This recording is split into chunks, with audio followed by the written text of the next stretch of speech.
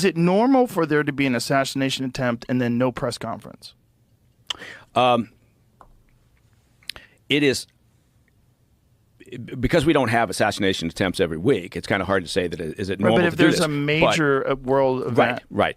Generally, don't they have press conferences? Yes, and it was, look, the whole thing, the protocols that weren't followed, the process, the fact that it was a cock-up of monumental proportions leading up to Thomas Crooks taking those shots. And then the afterwards, right? Then the way that they handled it was another series of, still to this day, this series of mistakes that there's no justification for it. You can't, look, doing security at an event like the Butler rally back in July where Trump was shot. Right now, there's people out there going, I don't think he was shot. I'm pretty sure he wasn't.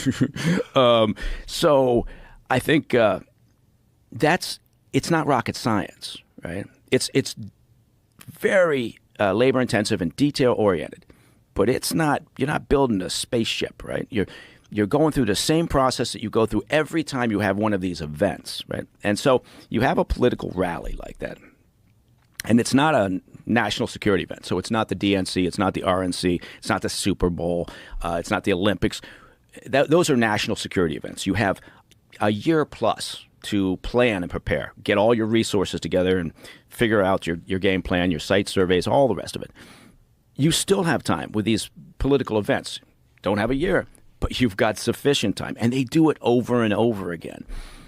And it's not tough. So you do a site survey and you say, okay, he's going to show up at Butler. Let's get out there. And the Secret Service has primacy. They work with local, state resources if they need to heavy up the security and they don't have the available resources.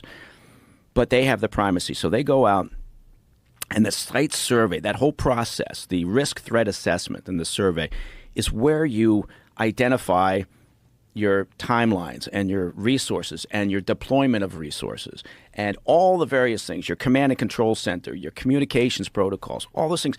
But it's over and over and over again. It's there's a methodology to it. And the Secret Service, they do this all the time. So it does lead you to wonder how many more events in the past have they been, not buttoned up and they just got lucky because there wasn't a shooter. But there's no way to excuse what happened because it was such a breakdown of events. And then afterwards, in the hot wash and in the briefings that they did provide, and going up on Capitol Hill, and Kimberly Cheadle, the now departed director, it was a classic lesson in how not to do crisis communications. And she should have been, the director, who's now gone, she should have been out on the rally grounds that evening, and with a team and with the agent in charge, and it should have been very clear to the press all around that they were out there doing the investigation, assessing what had happened, and people would be responsible, and they would talk. But none of that happened. It was just a fucking goat rope. So it's because it's Trump. If it was anybody else. Yeah. Like if that had happened, if there's an assassination attempt about Biden. Yeah. Oh. Yeah. Yeah. Yeah. It would have been crazy.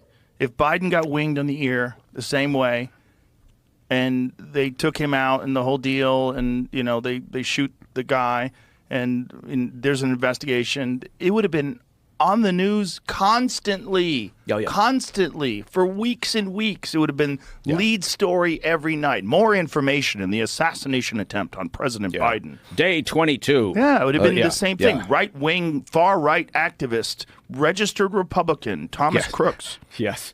Because apparently he was a registered Republican. Yeah, he had donated, I think, $15 to a Democratic or a progressive group, and he had registered as a Republican, and he was all over the map. He had done research on Biden. He'd done research on Trump. So he was, they're trying to posit a motivation because they haven't been clear about that yet. They're still trying to figure out a motivation that he was just looking for an opportunity, right, to carry out his vision. Did he have we don't even know. Does he have a history of being mentally ill? There was some talk. They're starting to develop a narrative that says, for the past couple of years, people were concerned about his mental health. There were a couple of people I think that had a acquaintance with him that were saying, well, we just assumed he was bipolar or depressive. He had researched depressive disorders that was on some of his electronic gear. And so, yeah, I mean, that could be it. But again, the bottom line is the whole process, command and control, resource deployment, communications process, all of it just completely fucked up on that day. And usually when you have a problem of that magnitude with security, it's never just one thing. It's a series of things that compound. Right. And, but then, the acting director, Rowe, he goes up there and, early, it was a few weeks back now, but when he first showed up to say, I'm the acting director and I'll go up to Capitol Hill and answer your questions, which he didn't really do. They were talking about, well, it's almost impossible to get all the elements talking on the same frequency, right? The local police are talking on their frequency, Secret Service talking on their frequency, counter sniper teams, maybe they're operating on a different channel. You can't combine those. Well, of course you can. I just telling you for a fact that you can. There are capabilities out there and available to allow you to get everybody talking on the same sheet of music at an event like that. Of course. And to say otherwise is nonsense. Yeah. Yeah. And it's also, it defies logic, but it also, and that, I think that was the thing about this, is why people were so shocked, is because you didn't have to be a security expert to look at this thing in real time. Well, how about the sloped roof thing? Oh, God. We couldn't get agents up there because the roof was sloped. Yeah. And it could be dangerous. And it sloped like 5 degrees. Yeah, that was the nail in her coffin when she came out with that bullshit. It was, the whole thing was insane because you had snipers on another roof. So what are you talking about? Yeah. You had what do they have? 2 counter sniper teams.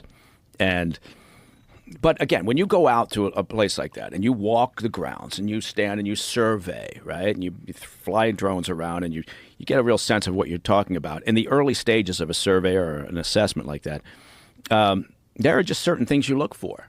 Right. Okay, there's the stage. There's a tall building over there. How about the water tower? Yeah, how about the water tower? Maybe we cover that down too. And and I think the transparency that we have on this right now is pretty much thanks to the local law enforcement. I mean, that's where we've gotten most of our information, right? They've shared body cam images, they've shared radio conversations. And I think in part they're doing it because they're so pissed off, right? Yeah, well, their conversations were about how they saw this guy in advance and they alerted people. He was walking around with a fucking rangefinder. Yeah. You're thinking, is that a clue? You walk around with a rangefinder, they should just arrest you.